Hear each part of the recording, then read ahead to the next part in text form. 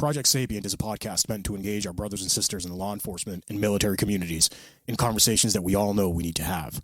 All opinions you'll hear are our own, are protected by our First Amendment of the United States Constitution, and in no way reflect or are meant to reflect the opinion of any specific agency, officer, or service member. Some opinions may be controversial. Listener discretion is advised. Enjoy.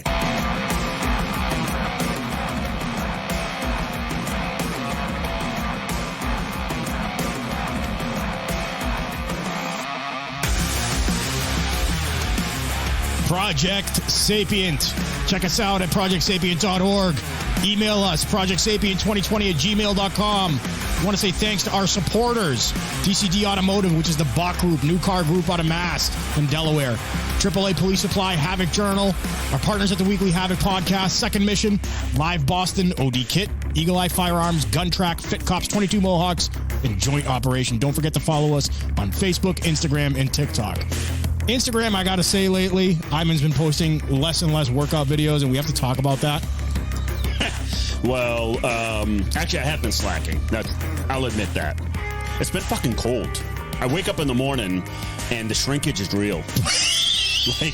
It's like, oh my God. Iman, what does that have to do with working out, buddy? If the shrinkage is there, then I don't feel like working out. It tells me that it is far too cold for me to even crawl out of bed. Savage. I get to be lazy at times, all right? Anyways. Speaking of shrinkage. Let's see it. Yeah, right. Hey, today, I'm not going to do one of my Havoc Journal articles. I'm actually going to do something, well, it's going to be on an article, but something worth mentioning and talking about because the false narratives that are out there is just amazing. Lots of that. And it's like, holy shit. I mean, social media and media as a whole have made everybody dumb. It's that mass psychosis, dude. Yeah. Well, is that a real thing? Didn't someone get didn't Joe Rogan have someone talk about that? Yeah. Mass psychosis, and he got axed out. Well, he's been axed for the last year and a half. Okay. It was Joe Rogan that had the balls to put the guy on. Yeah. Well, here's the thing, like mass psychosis or whatever you want to call it, it's nothing new. No, it's not. Hitler galvanized the entire country to kill 6 million Jews and more. And more. Not just Jews, a lot more, but Saddam did the same. Stalin did the same. It's there. What I think, and we're automatically going on a tangent, right? Oh, yeah. But what I think is going on is that social media is accelerating it. Mm-hmm. I think these psychological, it's like Jordan Peterson, right? I think I had sent you that video. Yeah. The tactics of, I'm going to keep pushing until you push back a little bit. Then I'm going to take a step back. Yeah. And I'm going to keep doing that and then take a step back and then back and forward and back and forward. And then before you know it, you're 3 miles down the road. Yep. Right. Social media is accelerating that, I think. Absolutely. And I know we're getting already on a tangent. Right. I haven't even started talking about this article yet, but it's all going to tie together. All right. Hopefully. No, it does. Yes. So the article I found on Law Officer, I'm working on getting this retired officer from Portland Police Bureau to actually come on Project Sapient to talk about her experiences in Portland. And I've got actually a couple officers lined up to discuss last year's insurgency, I'll call it. So wait. They've heard the show. Yes. And they're actually willing to come on. Yes. There's the psychosis. Well, listen, it is what it is.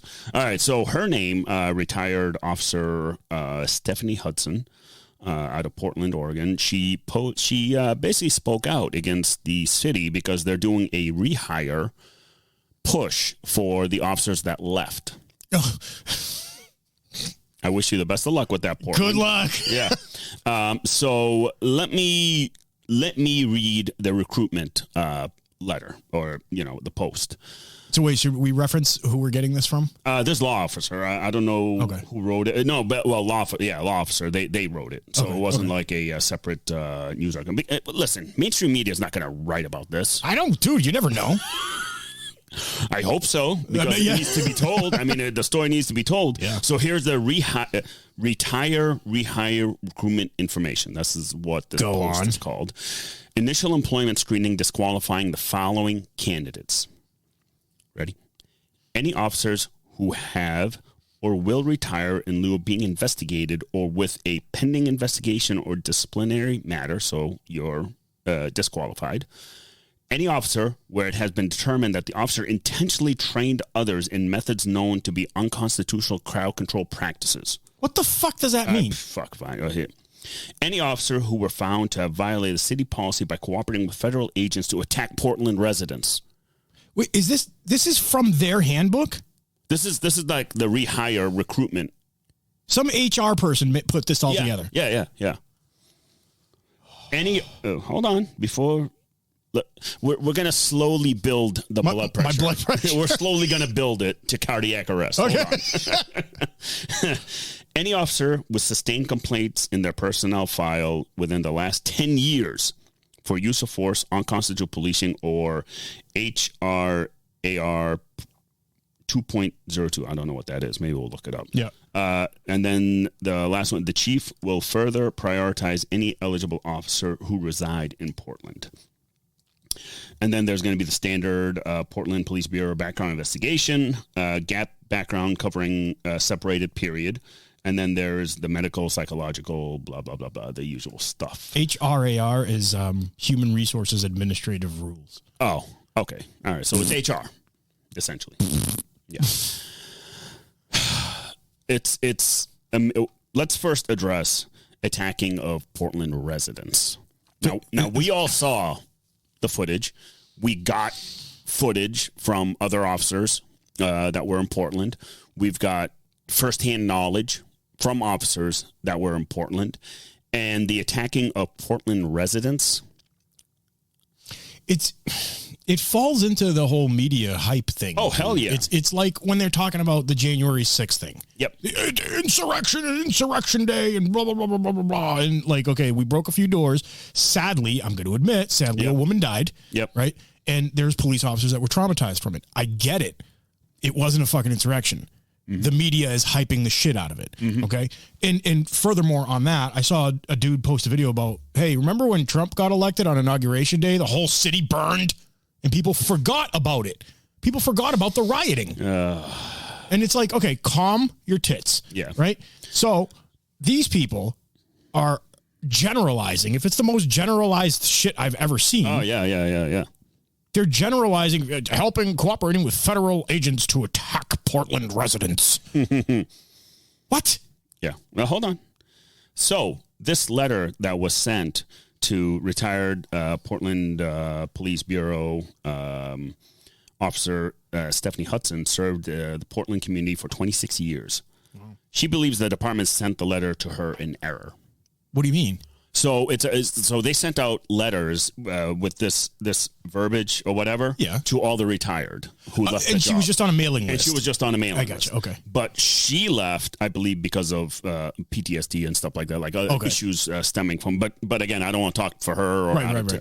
Once we get her on, we'll get the full scoop of her reasoning. But anyway, so 26 years. Nevertheless, she seized the opportunity to send a truthful response, which is like, allow myself to introduce myself. All right. Well, so I'm going to read this. Right, okay. It's a little lengthy, but you know what? She spoke from her heart. Okay. And wrote from her heart, actually. Go for it. So she writes, Dear PPB Chiefs, I assume Portland Police Bureau Chiefs. Mm-hmm. I can only assume that the letter regarding the rehire program was sent to me in error. An officer of 26 plus years does not resign months before they are eligible to retire to go to another police agency where they take a pay cut and lose seniority unless it is pretty awful where they were at. Your letter states, you left at a time of great despair for the Bureau and the city of Portland 2020 became a perfect storm that thrust our bureau and the city into a very dark period. This sounds as if you feel that those who left abandoned the city in her time of need, but in reality, it is the officers who were abandoned. The darkness, destruction, and death to Portland was a result of your failed policies and lack of leadership. The perfect storm of which you speak was the demonization of police by the mayor's office and the city council members, and the failure of the PPB leadership to stand up to them in support of their own officers. Now, do a quick pause. Retired Commissioner Gross. Yep. In Boston. Yep. When the city council tried to basically tell him to lay off the rioters and all that shit during our riots in Boston. Yep. He basically told them, stay your lane. Yeah. We're dealing with it our way. Right. We're dealing with it the way we have to. Yeah. That is courageous police leadership right there, where he didn't bow down to the mayor and the city council disapproved methods. No. Which none of them were disapproved. They're like, I'm like, you talk about a difference in leadership right there. It's a very cowardly thing that the PPB chiefs did, right? Because we'll just call Portland police. Right. Portland police chiefs, what the whole administration did. Yeah. When you look at it, it's exactly what the liberal media does. Absolutely. Right? They turn around, they take their mistakes, they try and make you feel like you did it. Yeah. And now they just make it official by putting it out on a letter. Yeah. It's like the most denial I've ever seen. Oh, yeah. You just wait. Wait, there's more. But wait. There's more. Your letter, so now going back into the letter, your letter mentions considerable support from elected officials. This is laughable. Portland has a mayor who refuses to call out Antifa and condemn the riots, a DA who refuses to prosecute violent rioters, and a council member who accuses police of committing the arsons and violence that were committed by the rioters. Now, isn't this like insane where, again, this is coming from an officer who was on the ground, who saw it all, right? Look, she's got 26 years of experience. She's not the deer in headlights officer that can't take everything in. And she was taking everything in. Information that I've learned about this officer is she was one of the hybrid wolves out there. I believe she did the work. Yep. And it's amazing to me that you take that level of experience and toss it out the window because you're trying to appease a bunch of fucking rioters. Well, that's exactly what it is, dude. It's appeasement. Yeah, well, that's what it is. So, where do we? Oh, all these so back to the letter. All these previously mentioned people blame right-wing extremists and the police for the violence and destruction in Portland. Do you recall Marquise Love? Love repeatedly punched and then kicked a man with whom he had no beef in the head and leave him unconscious in the street. It's a miracle that he didn't kill that man. Yet he received a mere 20-month sentence, of which he probably will only serve a year out of the, probably serve a year. Out of the 1,000+ arrests made during the riots, probably only 10% were even prosecuted. Is that the considerable support of which you speak? This is the generalized, and I hate getting generalized because every part of the country and every state, every city, every municipality is different. Yeah. Right. But it's very generalized in the sense that we're deviating from criminals taking responsibility for their actions. It's called personal accountability. But that's like, if you think about it, and I hate, again, to be generalized, if you don't commit crimes, you're not going to have to deal with us. That simple. Right? If you're not burning a city, you're not going to get a baton across your head. Exactly. Or pepper sprayed. Exactly. So again, it's turning around and demonizing the very people that are trying to protect the city. 10% were probably prosecuted out of 1,000. Yep. Why? See, that's where like people need to get up in arms about this shit. Not just her. She's doing a great job. Voice is the first weapon that we have, right? Oh, yeah, absolutely. Voice and then the letter is the first weapon that we have. She's doing a great job, but we need to collectively, as police officers and our families and our friends, you're talking 1 million cops. That now extends to 10 million people. Mm-hmm. we need to be as vocal as this lady, as this officer is. So, continuing on with this letter, the one obvious sign that has nothing that has changed in the statement that the city will disqualify rehire candidates for cooperating with federal agents to attack Portland residents. That statement is beyond offensive. Yeah, it is. Oh, hell yeah. Those federal agents responded out of necessity to protect an occupied courthouse that was under attack. Now, we saw a lot of the footage from that courthouse. Sure did. It was literally under attack. Sure was. So what the fucking HR individual there that wrote this up, or the city that wrote this up, so they consider those Portland residents. You know, 90% of those were probably not even from fucking Portland. No. They came from outside. They came from outside to fucking wreak havoc. We all know that. Anyways, back.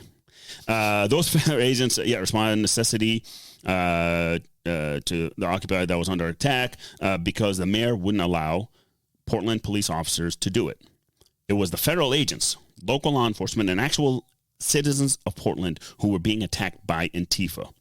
Citizens with political and religious beliefs that oppose Antifa, and those who are in positions of power in Portland are left to fend for themselves.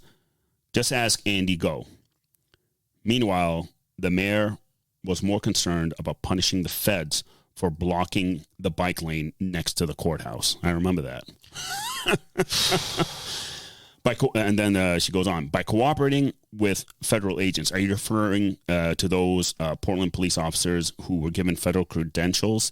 Those federal credentials were necessary to arrest the most violent of offenders in hopes those offenders would remain in federal custody, as opposed to booking them into the Multnomah County Jail, where they would be released the same night and immediately commit more crime, thanks to D.A. Schmidt. That's exactly it. That's exactly it. That's the thing. When Commissioner Gross went to the U.S. Attorney here in our fair city because a certain DA would not prosecute certain gang members, and went to the U.S. Attorney's office for help, and the U.S. Attorney said, yes, we will help you with your gang problem. Right. Guess what? Federal sentences are real sentences. Exactly. Welcome to the big leagues. And as much as the court system is, I don't want to say corrupt, but it's bogged down by a lot of politics, federal's the real deal, man. Yeah. Like, you can't really get around any of that shit. No, there's no, when they say minimum mandatory is 10 years, no, you're going there for 10 years. Right. So anyways, Antifa became so emboldened with the lawlessness that was embraced by our city leadership that they actually began hunting and murdering people. Of course, one of the murder victims was deemed a right-wing extremist and Trump supporter, so no big deal, right? Thank God for those federal marshals who sought to bring that victim's murderer to justice. Yeah. Each of your signatures on that rehire letter is an endorsement of the statement that federal agents attacked the residents of Portland. I don't know how else it can be interpreted. If you don't agree with that statement, it says more about you that you still willingly signed that letter on January 6th, 2022. Dude, it's exactly what I said before. They made it official by putting it out on a letter. Oh, yeah. And they endorsed it. It's almost, and we were talking about this before, right? It's almost like a warlord trying to manipulate his people. Oh, yeah. Yeah. Right? It's that mass psychosis. It's the Hitlerism. It's the all that stuff. It's propaganda. Yeah. And she's calling it out. She is. I don't presume, she goes on, I don't presume to speak for other officers, but I can tell you that your letter was not well received. It has been described as tone deaf. Yeah. You might have more luck had you acknowledged the roles you, the mayor, and city council played in the perfect storm that thrust our city into a dark period. Leadership is bigger than you as an individual, and sometimes requires you to step out of your comfort zone to do what is morally right. Holy crap. Imagine that. It is more than a bump in pay and a better pension. You don't choose a leader because of the color of their skin. You choose them because they have proven themselves to be qualified. You don't force a woman who was respected by her peers and worked her way through the ranks to become chief to resign because of the color of her skin. Do you have any idea what that did for the morale in the rank and file? Dude, there is in that paragraph, I mean, the whole letter is great, but in that paragraph alone, there is so much that I mean, we can, we can dissect the entire thing. Oh my God. But it gets into, all right, like you might have had more luck when you acknowledged the roles that you, the mayor, and the city played in the perfect storm that thrust our city into a dark period. This is what people don't realize in the general public. We see it as police officers because we have our different lenses on. Yes. Right? Is that when we see something going down and then we see the reactions to it, we get disheartened because we know what's right. We know what the responses should be. Yeah. Right? Generalize it a little bit. January 6th at the Capitol. Yeah. Okay. Whatever happened there, they were calling it an insurrection. Yeah. Okay. It wasn't. We know that. Especially if somebody like you who's had wartime experience, you know what insurrections are like. Yeah. Okay. It wasn't that. B, there's a narrative that's being played, like how she says here, that played into the perfect storm that thrust our city into a dark period. They allowed it to happen. Because even in January 6th at the Capitol, the president asked the local people, hey, I got 20,000 troops. Do you guys want them? 2 days before. This isn't conspiracy, right? It's been made public. And they were like, no, we don't want them. And so literally exactly what's going on. And I hate generalizing it, but you're starting to see the patterns everywhere. You're seeing it in Portland where they let this shit happen. They pulled back assets. They didn't allow the feds to into the feds capacity. And all the feds wanted to do was like, hey, we want to protect these federal buildings. Yeah. Right. They didn't allow it. They did it on purpose, and people fail to realize that. Yeah. That I mean, to me, that right there was as they just as it's described, the perfect storm. It was the perfect storm for an amazing insurgency right on American streets, just like what happened in Seattle. They allowed it. They allowed it in Seattle.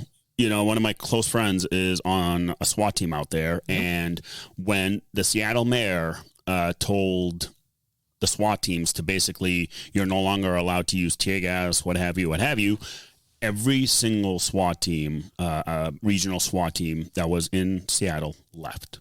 Yeah, well, because they said, you know what, you just lost the city. We're not going to lose our lives. No, because here's the thing. They were winning in Seattle, the police. I know that. And right when the mayor decided to start throwing, but here's the thing, what I don't really understand or get, if, you know, to do morally right as a courageous leader, like Commissioner Gross said, stay your fucking lane. Right. What those officers or the leadership in Seattle should have done, stay your fucking lane. Yeah. We're trying to protect the city streets here. Dude, it's sad. It's sad because you know that it was just for a political agenda. They were willing to let the city burn. They were willing to let people die. They were willing to let businesses and lives be thrust into chaos just for news clips. News clips, just for political points, exactly. Just for a seat at the fucking house or something or something. Can I ask you a question? Yeah. Is that not tyranny? Oh, hell yeah. It's complete tyranny. Yeah, that's part of it. That's again, to me, the formula that was created in Portland, Seattle, San Francisco, most of the West Coast, I should say. What is going on over there is just like a step-by-step, what do you call it? Like a dismantling. Yeah. Yeah. What, again, we read that manifesto that you posted, right? And it was like, man, they're doing like step by step. Exactly. It's death by 1,000 cuts. Yeah, exactly. And that's the thing is like, we see it. We know it. Yep. We see the bleed. We see the cuts.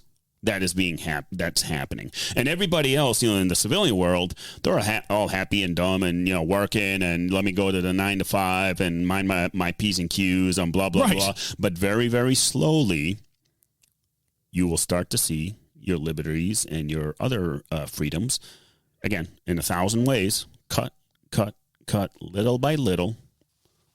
And before you know it, you've got fucking Gestapo at your front door knocking on your door, wondering, did you go to church today? Or did you do this? Or did you do that? Or why? Or show me your papers to eat. Yeah, that.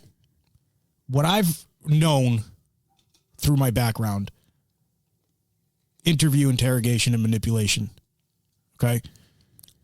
When you take people out of their comfort zone and then you offer them a comfort zone, they tend to just go. They tend to just go with it. Oh, absolutely. Right? They get a little uncomfortable and they go with it. It's just like those videos where sometimes they can get a little dramatic, but it's just 2 weeks. Mm-hmm. It's just a mask. Mm-hmm. It's just a quarantine. It's just a vaccine. Yeah, what are we? 3 years into 2 weeks to fucking flatten the curve? It's just to this. It's just to that. It's just to this. And then again, goes back to Jordan Peterson. Before you know it, you're 3 miles down the road. Yeah. The 1,000 paper cuts didn't hurt. No. But you've bled out. Oh, yeah. You bled out and you had no idea. So let me ask you this now. Yeah. This part of her letter, I don't know anything about it. Maybe you can educate me on it. You don't choose a leader because of the color of their skin. What happened there? I do not know. We're going to have to ask her. We're going to have to ask her about this because here's the thing. I get exactly what she means by that. And all I get it too. I just don't know the specifics. Yeah, I don't know the specifics. And I was going to give an example on a minor thing where I went to a firearm instructor course. We had to get recert and all that. And this was like a couple of years ago, and we ended up going and we doing it, and there was police departments from all over the Commonwealth. We're all getting recerted, all that stuff, and one of the departments, they had 3 officers who were part of their firearm training unit, one of whom, in reality, should not have even been considered to be anywhere near it. Yeah. So when I talked to the guys. When I talked to the officers, they said, the only reason why she, female, why she got that position is because the chief was a woman, and she wanted to give a firearms position to a woman. Now, I have no problem with that. That's awesome.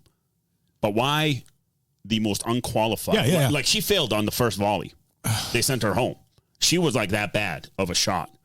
And the guys were shaking their heads like, yeah, that's what we got. Like, but why would you put somebody in a position like that where she is supposed to train officers in marksmanship with a pistol and have knowledge about the weaponry? I bet you if you ask her what sort of bullets her department carries, she probably has no idea. Yeah, 9mm. What's a bullet? Yeah, probably 9. But again, it's not that she's a woman or whatever. No, it's about qualifications. Which that right there is basically that's what it says to me. Like something happened in Portland where they decided to do whatever they do or whatever they did just to appease. Versus to actually put somebody who's qualified. Bro, we are living on our fucking knees. Yeah. We are living on our knees, and people don't realize, and I hate to sound all conspiracy about it, but we're living on our fucking knees, dude. All this shit is getting way too far. This episode is going to air probably after MLK holiday, right?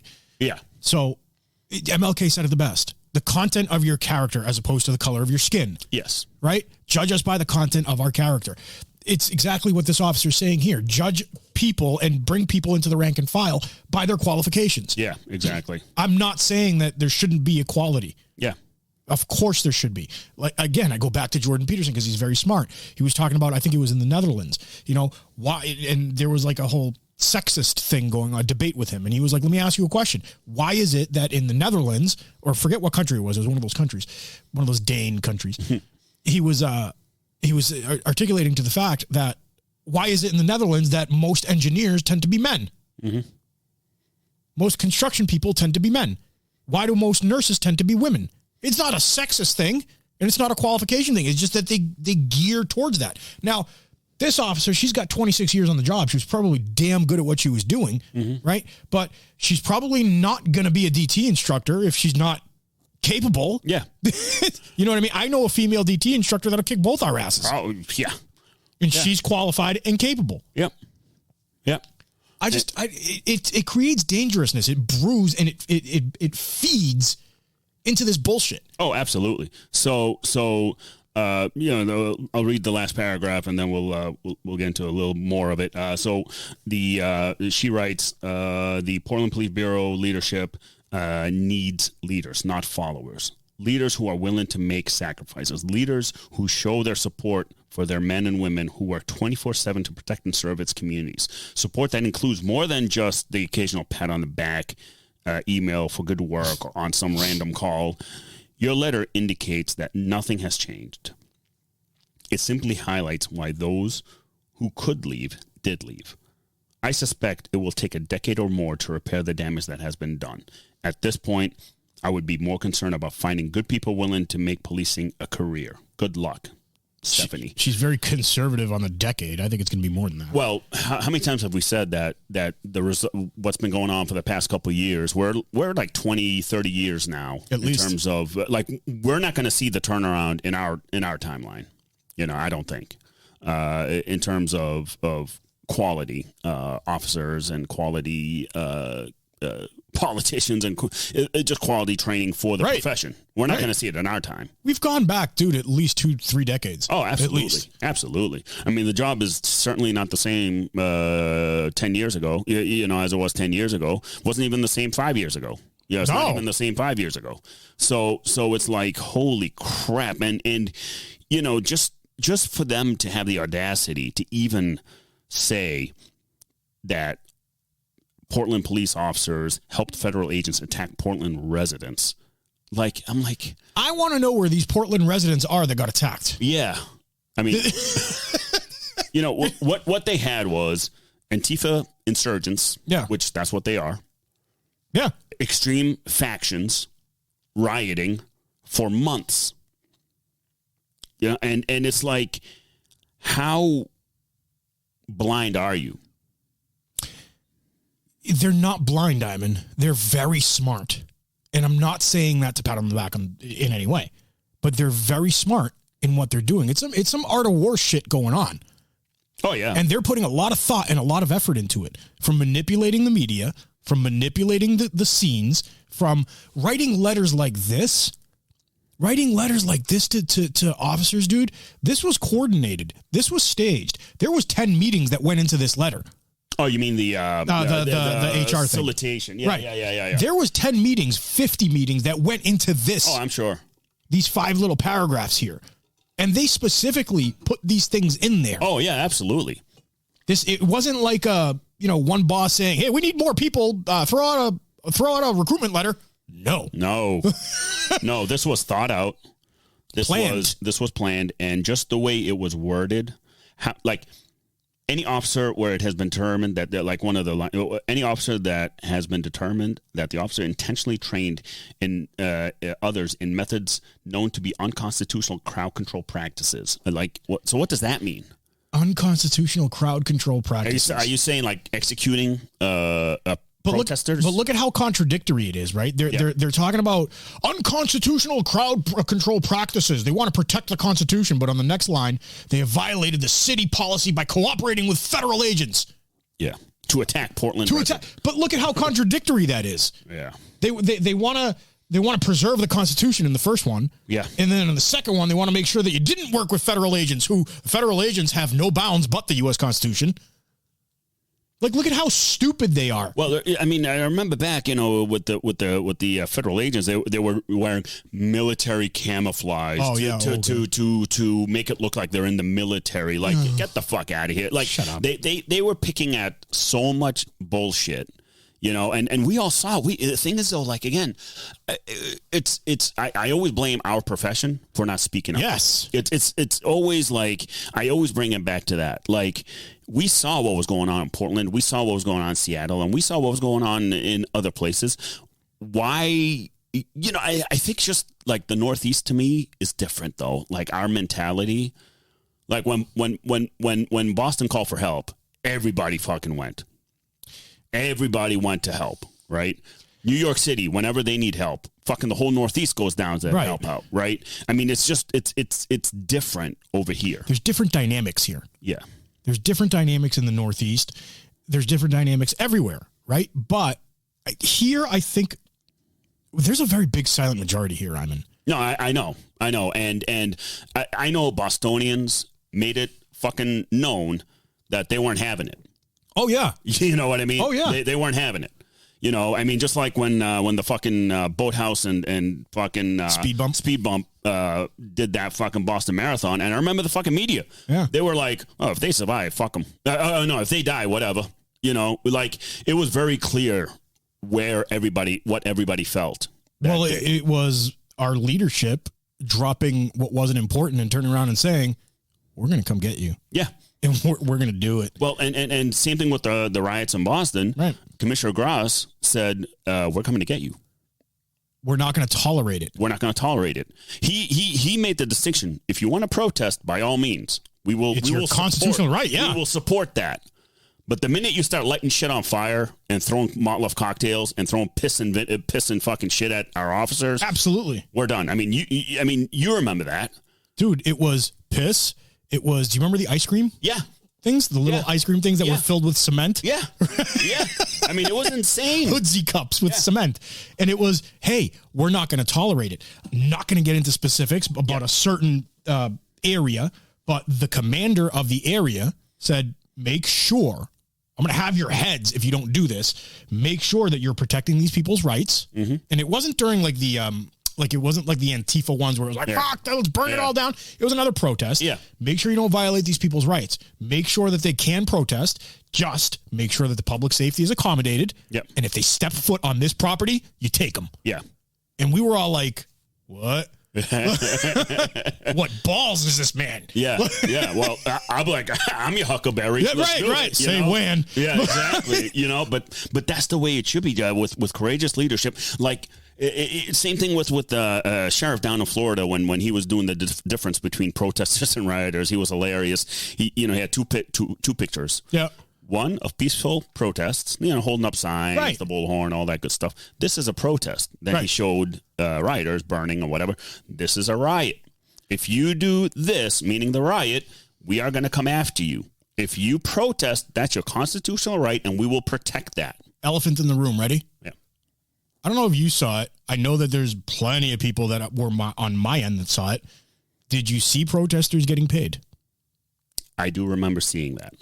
Literally, agitators walking around. Giving them 50s. Yeah. Saying, go break that window. I remember that. And kids were going, yeah, fuck yeah. They had no idea what they were there for. That's what it is. If you recall a couple interviews with these people that got arrested, they had no idea why they were there. They was just, hey. It happened in my city where I work. I was in the crowd as an undercover to kind of feed intel to the command center and all that stuff. And I would overhear people. They had no idea where they were. Right. They just knew that to be at this place at such a date. They had no idea why they were there. Professional agitators. Yeah. That's the only reason I could never I'm like overhearing this. I'm like, wow. You know, it was it just popped into my head. One of the best videos I saw. I think it was out of Portland, where the SWAT operators were driving like a minivan. And they picking up the agitators, and they pulled up to a kid, and they just grabbed him and threw him in the van. Yeah, remember the outrage over that? Yeah. Well, it was all the vans were rentals, which we all know that happens. I mean, that's how we are able to freaking get cars quick. But what's funny is we all know what they were targeting. They were targeting the leaders. Right. They were targeting the actual agitators, the ones who were paying people to do this shit. And they were all federal agents, and guess what? Hey, welcome to the party. I said to a politician, I've promised not to name them on the show, but I said to a politician the other day, if you run things in a parallel universe in your mind, and I do this in business, you run things in a parallel universe, the what ifs, but you actually feel like they're happening. And I said, look at places like Portland, for example. If you ran it in a parallel universe where there was a legitimate protest, and even if it wasn't legitimate, they wanted to protest the color of the sky being fucking blue. Yeah. They were there. They didn't get violent. They didn't start trying to burn things down. Yeah. Would any of this happened? Oh, hell no. Hell no.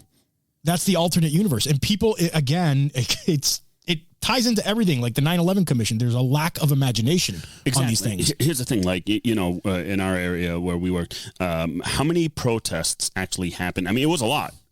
Yeah. But guess what? They were peaceful protests. Exactly. We weren't concerned about. We weren't concerned about that because you know what? They wanted their voice heard. They're allowed to make to have their voices heard because that's their constitutional right. And they did it peacefully, and they did it with class and fashion, shaking hands with cops. Like, hey, we know you're not the enemy. Right. We just want to voice our opinion. By all means, I'd shake their hands in a heartbeat. But the minute an insurgency starts to erupt, it needs to be eradicated immediately. The second that there's violence, the second that it's like yelling fire in a crowded theater. Yeah. I mean, the Supreme Court's looked at that with speech. Yeah. You know what I mean? Yeah. I say it all the time. There's hundreds and maybe millions of people that have broken their necks for our freedom of speech. Absolutely. But friends of mine that died in overseas at war. Exactly. You know, there's millions of people that have they've gone through so much to make sure that my children, when they're of age, can go out and protest what they feel their government should be doing. Exactly. It's a fundamental issue. Again, twisted around, the fundamentality of it, right? Our government has taken a 180-degree turn from its intent and purpose. Absolutely. They've become rulers as opposed to representatives. Yep. I said it to a buddy of mine when we were down at the Boston Harbor. I'm like, remember what happened in this harbor? Yep. Remember the tea? Mm-hmm. Like, do we have to go rent a truck full of tea? And throw it again? And throw it again? It's just amazing to me that how the audacity of the city of Portland for this rehire recruitment thing and the way they just went about it. Again, like you said, this was like maybe a couple months in the workings with all the fucking bigwigs, getting together and, fucking collaborating, eating cheese like the rats that they are, fucking willing to fucking dime out their own mothers. And just putting together this fucking, like, it's stupid. Like, we're boots on the ground. That's what I always say. I always say, you need to listen to the people who are boots on the ground, who are fucking working day in and day out to protect you and your loved ones in the respective communities, the country, all that stuff. Don't listen to the fucking leadership. Listen to the guys on the ground. Now, if the leadership are courageous, absolutely listen to them because they have the backs of their friggin' guys. They'll back their guys and gals up 110% of the time. But when you have leadership like Portland, they're not the ones that should be heard. It should be people like Stephanie. Exactly. I just got I was thinking about her whole letter here. Mm-hmm. And everything that's, all the stuff that's in this article. Guys, we're going to post the link from lawofficer.com on there, right? Yep. All it really shows me from a behavioral standpoint is that PPB is desperate. Oh, no, they're very desperate, but they shot themselves in the foot. How can you be desperate, right? And then put things down like any officer who were found to violate city policy by cooperating with federal agents to attack Portland residents. How are you going to get anybody to say, oh, okay, I'll come back? By all means, fuck me again. She could have written this letter with 2 words or 3 or 4 words. You're desperate and pathetic. Yeah. Because this is really pathetic what they're doing. This is small. This is tiny. This is fucking like, again, as a professional law enforcement officer that we are and the true practitioners in the trade craft, this is probably fucking one of the, like, half the time I'd like to believe it's The Onion that did this article, like some sort of satire or something, but we know it's not. No. We know this is a fucking real letter. And if people don't speak up like this officer did, like Stephanie did. Again, more officers need to talk. The silent majority isn't going to do it for us. Look at what's going on in the Northeast without naming the agency about the whole vaccine mandate thing. Yeah. I don't care what your position is on it. But you know what? These officers need to be heard. Silencing them is not going to do it. It's not going to do anything. It's going to enrage people like me who are in the middle of it. Yeah. Who are in the, what I mean by in the middle of it, I was moderate about it. Yeah. You know what I mean? It's enraging me, the fact that you're muzzling them. Here's the thing, like with us, like me and you said, we got the jab, and that was our choice because we were at, hey, if you want to do it, do it. If you don't have to. Like, yeah, okay, cool. My decision. Let me do some research. I'll do that. Informed consent. Exactly. Informed consent. Now it's flipped to, we're going to shove it down your throat, whether you want to or not. Now we've got a problem. Exactly. and like I said, when you're in the military, you get the jab. I don't give a fuck. You signed the dotted line. You need to be a ready fighting force. Right. And it is what it is. But as a civilian, in the civilian population, you're not bound by the rules of the UCMJ by the military. No. You have rights to decide what you want to do. And even I've said it before, even with the military, I believe there should be more due diligence because it's so new and so experimental. And that's only from like a safety point of view. Yeah. No, I hear you. That's the only reason I say that. Yeah. No, I gotcha. And but again, for you and me, we made the conscious decision. My decision was, well, you know what? I got jabbed with fucking everything in the military. Right. My body's Thunderdome, so I don't give a fuck. Right. So it's like, whatever. And from some of the shit that I've put in my body, dude. Come on. Yeah, well, that's like, it's just, again, informed consent versus muzzling people, firing them, That's my problem. And you're firing really, really good. Now, if you fire a fucking shitbag officer or whatever, it's not going to really, right. you just, you know what? By all means go. But what I'm seeing is officers that actually do the job are the ones that are getting fucking relieved of their duties because of that whole bullshit. Again, go into that parallel universe for a second, right? Mm-hmm. Use the imagination and think to yourself that if our founding fathers or the 20 years after this country was created and they said, man, this is looking pretty good. Mm-hmm. Like we kind of did this the right way, right? And everybody started flocking here by the millions, started flocking here, right? Because you can always tell how good a country's doing by how many people want to come in versus out. When I came here when I was a kid because of civil wars, everyone wanted to come to America. Right. We knew how good it was. Imagine the founding fathers hearing these debates right now and going, bro, the fuck is wrong with you? Yeah. What did we just do? Yeah. Yeah. Overthrew their tyrannical government that was on us and to create what, another one? Now think about it. These guys overthrew the greatest fighting force empire on the planet, created a federal government and limited it, severely limited its size. Purposely. Because they knew what happens when the government is way too much in control. It's like legitimately a father thing. But here's the thing, right? One thing my chief said it best, right?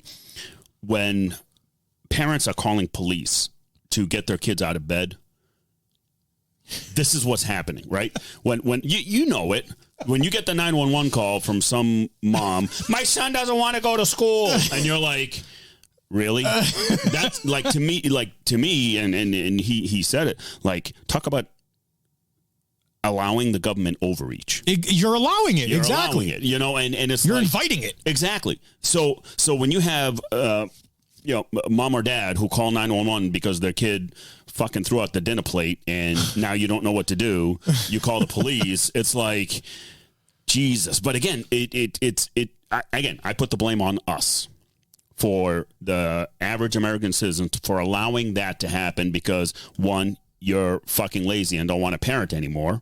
So now you want big government to do the parenting for you. That's what gives that 1,000 cut, right, that mile down the road over and over again, where now they're like, oh yeah, parents can't raise their kids. Now we have to create agencies that will monitor. Exactly. And, it's like, and the cycle continues and it expands. Yeah. And you get issues like Portland. But you do have the officers like Stephanie Hudson, who eventually say, enough. Yeah. And she calls things out. Well, Officer Stephanie Hudson, KP from Fit Cops. And we've had a few officers actually on the show who have finally said enough, and they're not going to have it anymore. But as much awesome as she's doing, as hey, do you know what I just realized? What? A lot of these whistleblowers are women. They have more balls than we do. Actually, that's true. They're tougher than we are. How many guys do you know are doing this? Come on, dudes. Actually, one that we had on the show. Yeah. But think about that. Yeah. The woman scorned, man. Hey, dude, you know. I don't want to piss a chick off. Hey, when the drug dealer gets into domestic with his old lady, and his old lady says, "Hey, he's got 17 kilos in the basement." By all means, By the way, here's some videos too. Dude's like, "Fuck." Yeah, exactly. No, man. These officers should be put on a pedestal for what they're doing, and guys and girls need to see this, and they need to get empowered. Absolutely. They're speaking up, and what I love about it is that there's a lot of fear about speaking up. Yeah. Right?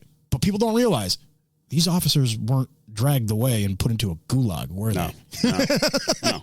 They're making a difference. They are making a difference. And just having their voices heard like this is the way to do it. I just love how she just called them out. Yes. I love it. That's the way it should be. Absolutely, man. She called them out. She called them out.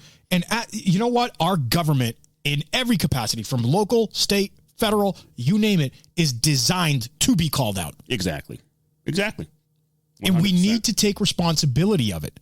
Yes. And if anyone knows her, please, I know I'm working on getting her on the show. Yeah. But please, you guys are going to listen to this before she probably does, or she's going to listen to it on when it comes out. But please have her reach out to us, projectsapient2020@gmail.com. We want to get her on as soon as possible. Absolutely, man. Hey, I love this episode, Iman. This was really good. We're going to post it. It's a lawofficer.com episode. Hopefully, guys, we've been growing, man. Tens of thousands of listeners. Thank you so much for making us the #1 military and law enforcement podcast on the planet. ProjectSapient.org. Iman gave out the email, projectsapient2020@gmail.com. We get hundreds of emails all the time. Guys reaching out just to shoot the shit sometimes, even on Facebook Messenger or whatever. We want to say thanks to our supporters, AAA Police Supply, Havoc Journal, partners at the Weekly Havoc Podcast, Second Mission, Live Boston, OD Kit, Eagle Eye Firearms, GunTrack, Fit Cops, 22 Mohawks, Joint Operations. And did I mention DCD Automotive? Yes. I forgot them. Guys, we love you. Stay safe. Stay sapient.